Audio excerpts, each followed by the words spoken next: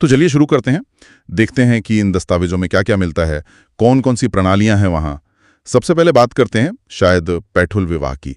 ये अबुच माड़िया और बैगा जनजातियों में होता है, ऐसा लिखा है। हाँ, पैठुल विवाह।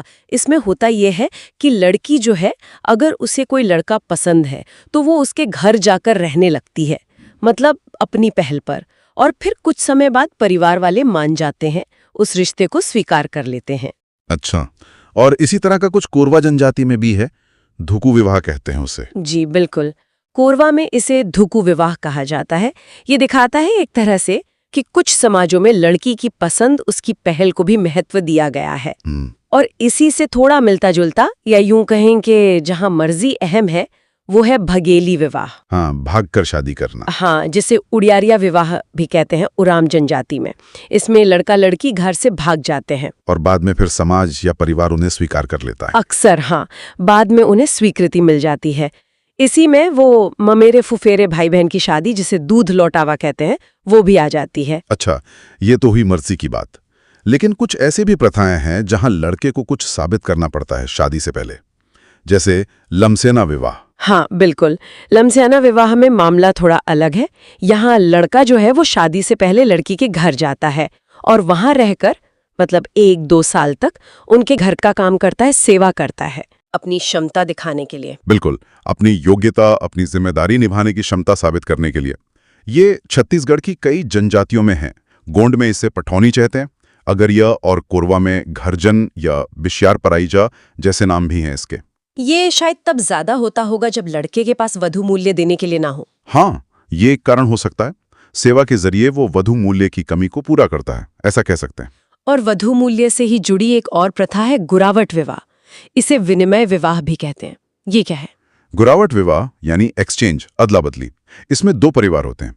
एक परिवार की लड़की या बहन की शादी दूसरे परिवार के लड़के या भाई से होती है, और फिर उसी दूसरे परिवार की लड़की या बहन की शादी पहले वाले परिवार में हो जाती है। जी हाँ बिल्कुल, बेटियों या बहनों का आदान प्रदान होता है। ये गौंड जनजाति में और कई समुदायों में देखने को मिलता है। और जैसा आपने कहा, इसका एक बड़ा कारण वधु मूल्य देने से बचना भी होता है। एक तरह का सामाजिक और आर्थिक समझौता है ये। दिलचस्प है। अच्छा, कुछ ऐसे भी विवाह हैं जो शायद मर्जी के खिलाफ भी होते हैं, जैसे अपहरण विवाह का जिक्र है गौंड जनजाति में। हाँ, अपहरण विवाह थोड़ा पेचीदा मामला है। इसमें कई बार युवक लड़की की सहमति से या कभी-कभी बिना सहमति के भी उसे ले जाता है, खासकर तब जब परिवार वाले शादी के लिए राजी नहीं होते। तो क्या ऐसे बाद में मान्यता मिल जाती है? हाँ, कोशिश की जाती है। बाद में पाइसो तूर दिया जाता है, मतलब वधु मूल्य या हरजाना जैसा कुछ, जिससे रिश्ते को सामाजिक स्वीकृति मिल सके। ये प्रथाएं दिखाती हैं कि कैसे सामाजिक नियम और व्यक्तिगत इच्छाओं में कभी-कभी टकराव भी होता है। सही बात है। इन सब अलग-अलग तरीकों के अलावा सबसे आम, जिसे हम पारंपरिक कह सकते हैं, वो कौन सा है? सबसे आम और जाना पहचाना तो चढ़ विवाह ही है, जिसमें दूल्हा अपनी बारात लेकर दुल्हन के घर जाता है। हाँ, जो हम ज्यादातर देखते हैं। बिल्कुल, पूरे विधि विधान से शादी होती है। ये तो बहुत आम है। लेकिन यहाँ भी एक मजेदार बात है। कुछ गौंड समुदायों में इसका उल्टा भी होता है, पठौनी विवाह। उल्टा मतलब दुल्हन पक्ष बारात लेकर दूल्हे के घर आता है। अरे वाह, ये तो काफी अलग बात है ना? ये दिखाता है कि भूमिकाएं कितनी बदल सकती हैं। अच्छा, इन स्रोतों में गंधर्व विवाह का भी जिक्र है। वो तो प्रेम विवाह जैसा हुआ। हाँ, गंधर्व विवाह मतलब प्रेम विवाह, या जब लड़का लड़की साथ भाग जाए, सहपलायन। और अरु उतो का भी जिक्र है। अरुत यानी विधवा या विधुर का पुनर्विवाह। तो समाज ने अलग अलग हालात के लिए रास्ते बनाए हैं।